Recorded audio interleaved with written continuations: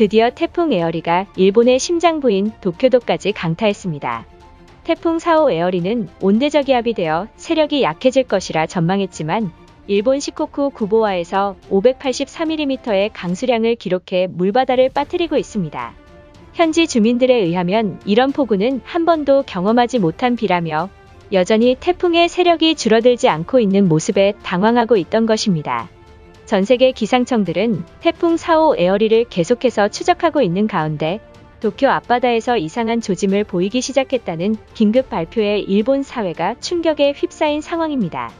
미국과 유럽 기상청은 아직도 태풍의 잔해에 많은 비가 있어 유의해야 한다고 분석했지만 일본 기상청은 태풍 에어리가 열대저기압으로 변해 더 이상 경로를 추적하지 않겠다고 밝히자 태풍이 많은 전문가들을 비웃기라도 한 듯 관측 사상 최고 강수량을 기록하며 태풍 에어리의 마지막 일격에 일본이 정신 차리지 못하고 있습니다. 일각에서는 도쿄 앞바다에서 또다시 태풍이 부활할지도 모른다는 의견까지 나오고 있으며 미국 기상관측센터 밀 레이너 연구원에 따르면 온대저기압으로 소멸한 태풍이 이러한 폭우를 쏟아내는 일은 이례적이라며 태풍 4호인 에어리가 만약 일본 열도가 아닌 한반도로 닥쳤다면 북태평양 고기압의 영향으로 피해는 더욱 심각했을 것이라 예측하고 있습니다. 일본 기상청의 섣부른 판단에 막대한 피해를 입었다는 지적이 나오자 한국의 기상청보다 못한 수준이냐며 비난하고 나섰으며 심지어 미야기현의 진도 4의 지진이 나타나 결국 일본 정부가 패닉에 빠지고야 말았습니다. 7월 7일 새벽 미국 기상청에 따르면 현재 소멸된 태풍 4호 에어리가 심상치 않다는 긴급 발표를 전했습니다. 많은 전문가들은 한반도를 비껴간 태풍이 오사카에서 소멸할 것이라 예측했지만 이날 도쿄 앞바다에서 또다시 태풍이 부활할지도 모른다는 의견이 나와 수십 년 만에 부활 태풍이 발생할 가능성을 언급했습니다. 전문가들조차 이번 태풍 에어리는 위험할지도 모른다고 지적한 상황이지만 일본 기상청은 태풍이 완전히 소멸했다고 발표했던 것입니다. 결국 열도에서 매우 이상한 조짐을 보여 충격을 주고 있습니다.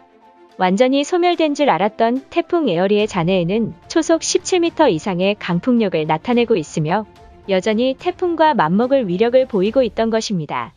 일본이 더욱 심각한 위기에 처한 것은 오사카와 매우 밀접한 와카야마시에서는 막강한 강수량에 의해 강이 범람하는 사태가 벌어졌으며 길과 도로에 엄청난 양의 물줄기가 치솟는 영상이 카메라에 담겼습니다. 일본 네티즌들은 열대저기압으로 소멸한 태풍이 다시 등장할 수 있냐며 경악하고 있는 모습입니다. 현재 일본의 중심부인 도쿄도까지 비가 쏟아지고 있는 가운데 한반도로 북상하던 태풍이 갑자기 일본 열도에 우회하는 게 말이 안 된다는 여론이 나왔습니다.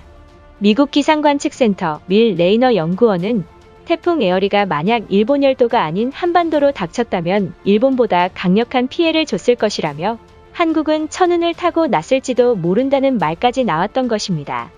그러자 많은 일본인들은 하늘이 한국인들은 돕고 있다며 부러운 반응을 보이고 있습니다.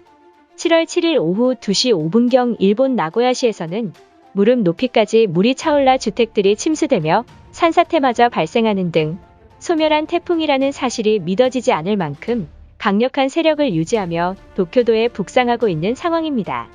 서일본 전역이 물바다에 빠진 가운데 동일본 미야기현 앞바다에서는 최대 진도 4에 달하는 지진이 나타나 자연재해의 속수무책으로 당하고 있는 일본입니다.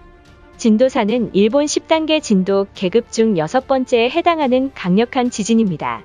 현재 도쿄와 오사카에 많은 비를 뿌린 상황이지만 후쿠시마와 미야기현에서는 비가 내리지 않아 댐에 남아있는 물이 바닥을 드러낼 정도로 참담한 모습입니다.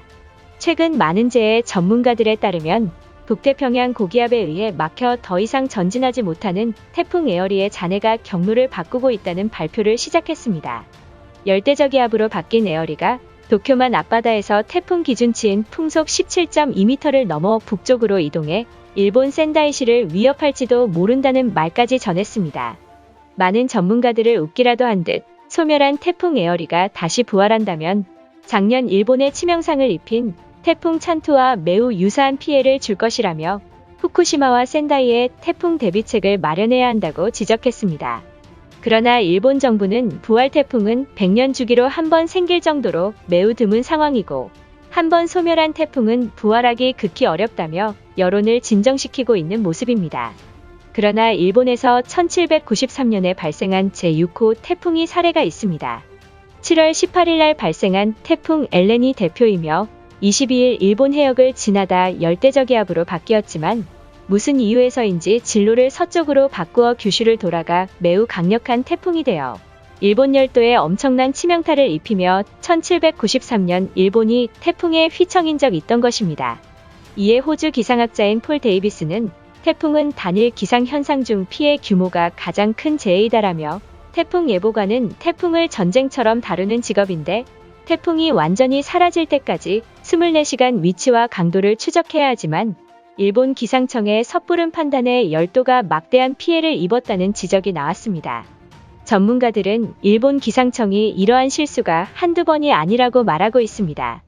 특히 일본은 한국보다 약 6배에 달하는 정부의 예산을 지원받고 있으며 또한 선진국 미국과 맞먹을 정도의 최첨단 기상 레이더를 가지고 있습니다.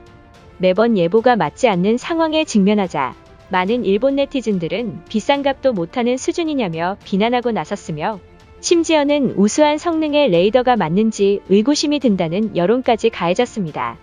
현재 태풍 에어리의 잔해가 도쿄만 앞바다에 정체하고 있으며 오사카와 도쿄도에 막대한 피해를 줬다는 제보가 쏟아졌습니다. 오사카에서는 태풍의 여파로 전봇대가 쓰러졌으며 한때 엄청난 바람을 동반해 사람이 서 있기조차 힘든 상황이라고 전했습니다. 최근 기상이변으로 일본 열도에 많은 태풍이 들이닥치고 있자 일본 정부는 계속해서 주변국들의 만류에도 불구하고 오염수 방류를 서두르고 있습니다. 이대로 후쿠시마에 초대형 태풍이 강타한다면 오염수가 위험할 것이라는 분석이 나와 이에 따라 일본 정부는 올해 안으로 어떻게든 오염수 방류를 강행하려는 목적입니다.